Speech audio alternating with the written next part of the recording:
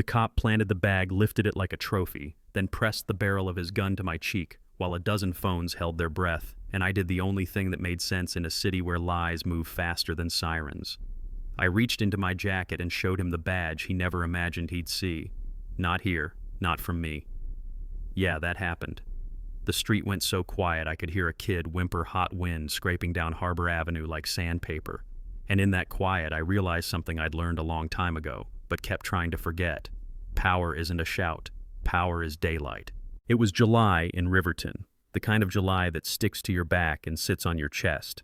I was rolling a midnight blue Audi I'd saved for and paid for windows down, a crack tie loosened half an inch, thinking about picking up groceries for my sister before the heat turned the city into a skillet, when a cruiser cut 2 lanes like a blade and boxed me in on the red siren yowling just long enough to gather an audience before it died into this heavy hush, you know what I mean. He approached like a man who wins by showing up sunburned forearms. Aviator's grin sharp enough to cut paper, tapped my window. "Nice car," he said, flicking a little smile toward the crowd. "Bet it's not yours." And I smiled back the way my mother taught me to keep my jaw from locking. "You need a reason, a legal one," I said, calm, like a metronome. And he leaned closer. Breath, like stale coffee and cigarettes. "I am the reason louder than the moment required," a line meant for the people holding their phones like shields. There's a rhythm to people who practice power. They tap, they lean, they narrate, but their hands tell the truth, and I watched his right hand move inside my door pocket with the fake nonchalance of a magician who's been applauded too often. 2 fingers pinched a little plastic bundle. It caught a shard of sun like a fish scale, and the girl across the street whispered to her friend without moving her lips. He hid something, and the friend murmured, "Keep recording," and I kept my voice where it lives when it matters most.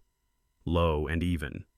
"Your body cam's on, right?" I asked, and he blinked behind the aviators. Just a half beat. "Broken," he said, the lie arriving late like a bus with a bad route, and the air changed because we all heard it. He lifted the bag like a fisherman, caught red-handed. He barked, and I felt that familiar pull inside my bones. The old instruction that says, hands on the wheel, eyes straight, count to 100, and pray the chain of evidence outlives the ride. And I swallowed that reflex like a sour pill and looked him in the eye. "Every gesture you make right now is another line in the indictment you're writing against yourself," I told him. And he tightened his jaw because I refused to play the part he'd written for me. He reached for the gun the way some men reach for a comma, as if the punctuation would finish his sentence. Steel pressed my cheek. The crowd took a collective breath that sounded like a wave lifting over rock. A little boy cried into his mother's shirt. "One more word and I shoot," he said, voice shaking like a loose window in a storm. And I didn't give him a flinch. I gave him daylight. "You just made an irreversible mistake," I said. And the mistake got bigger when 2 more uniforms walked in.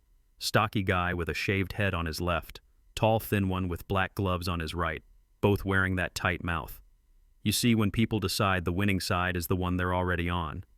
"There are drugs in the car," the thin one announced like a verdict stamped in ink. And for a second the script tried to lock in 3 uniforms.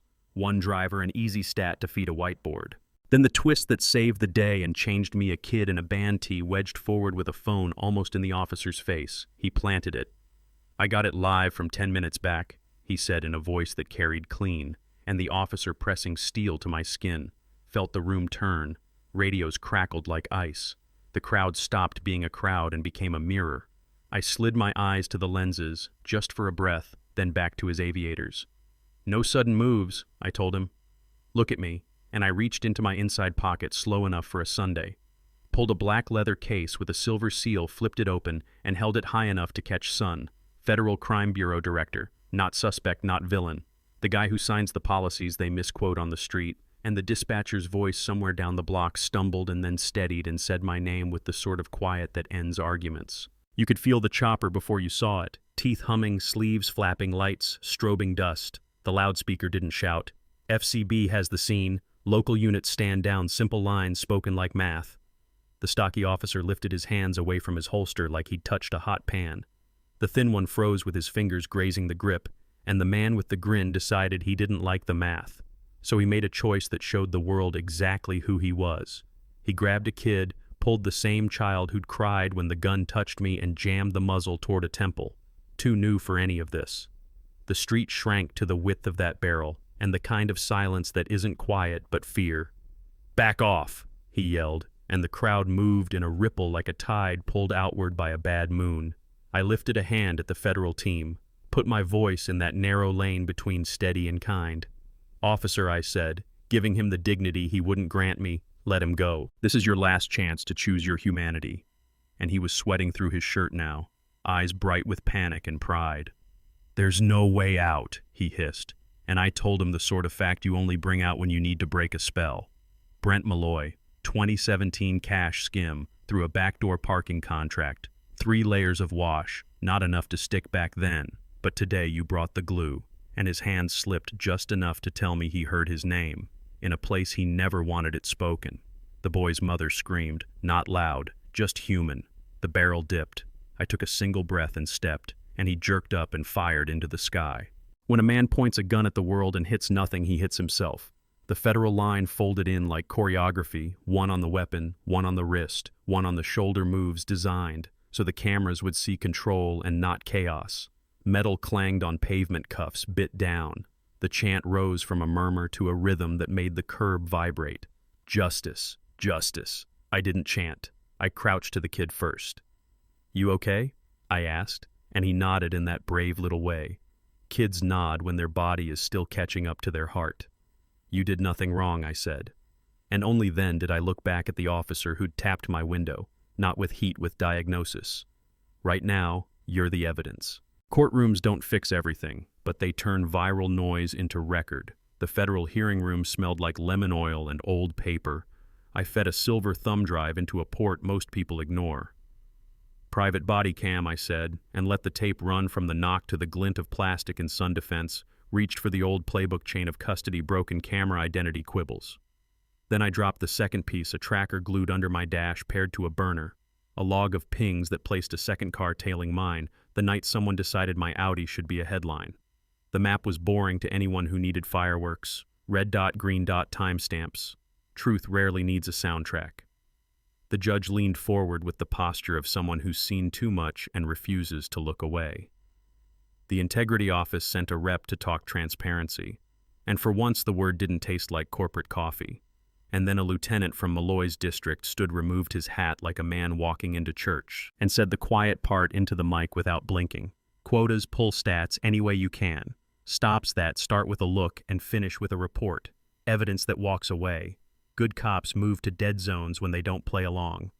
The gallery didn't gasp. It exhaled like a city that already knew and finally heard it out loud. The prosecutor slid a transfer record to the bench, money moving from a slush line to a public order fund 3 days before a sweep that put 3 men with the same profile in the same cell when the gavel came down. It wasn't thunder. It was a door closing 10 years for Malloy, ongoing federal action against the network that kept him brave. No applause, just a crowd outside with signs you've seen before, and reporters asking if it felt like a win or a start. Both, I told them, and meant it. I could end there and we'd all sleep easier, but life isn't tidy. 6 months later, an appellate panel wrote the kind of phrase that sounds clinical until it taps your ribs. Insufficient systemic evidence. That's how heat gets cooled. Rename system as fog, and everything inside it vanishes. The city blew up online for a week, then moved to the next fire. Malloy didn't walk back into a squad room, and he didn't walk free either. He slipped into that shadow space where men wait to see if they're done me. I took off my badge that night and put it in a wooden box my father carved when I graduated. Not as surrender as strategy. I kept working from a different angle, kept a second drive locked away. Not because I hoard, but because the straight line isn't always the road, sometimes it's the target. What changed in me? Not much, and everything. The suit is still crisp and the knot is still neat, the Audi still hums. But when I enter a room now, I feel those phones like weather cameras don't make people brave, they make them visible. The only weapons that mattered that day weren't the gun or the chopper or even the badge. They were ordinary courage and busy truth. A girl who whispered without making a scene. A kid in a band T who held his phone like a shield. A bald officer who set his weapon on the ground. A pilot whose voice didn't climb anyone's throat. A mother who screamed and made the barrel wobble. And a child who nodded, "Yes, I'm okay," and meant it. Inside the bureau, we rewired some things, not the press release kind, the habit kind. We stopped opening briefings with crime grids and began with a still frame of a yellow wiffle ball rolling across hot asphalt while a city held its breath. This, I tell new agents, is who we answer to. Some get it in their bones on day one. Some need a day that rearranges their ribs. We arrested a captain who looked away, more than down 2 supervisors who loved tidy numbers, sent a memo that didn't dance targeting. How someone looks isn't policing. It's laziness, soaked in fear. We will not fund it, tolerate it, or rename it. I signed that with my whole hand and slept the first deep night I'd had in months. I wish I could tell you a city learns its lesson. Cities don't learn. People do. Then they forget. Then somebody reminds them 2 months ago I got an 11 p.m. call from a number that doesn't exist. Voice like gravel and grease.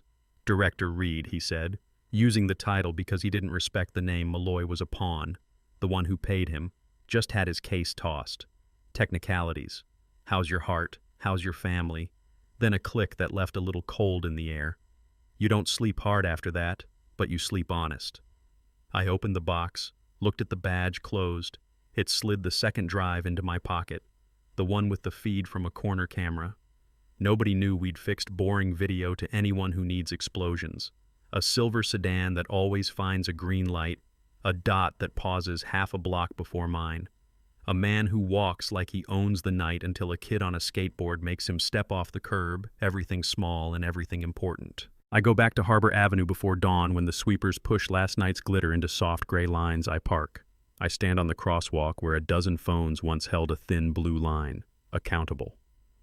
I listen, and if you stay in a quiet spot long enough you can hear old noise, a motor's thud, a mother's breath catching a crowd's hush, turning into something stronger.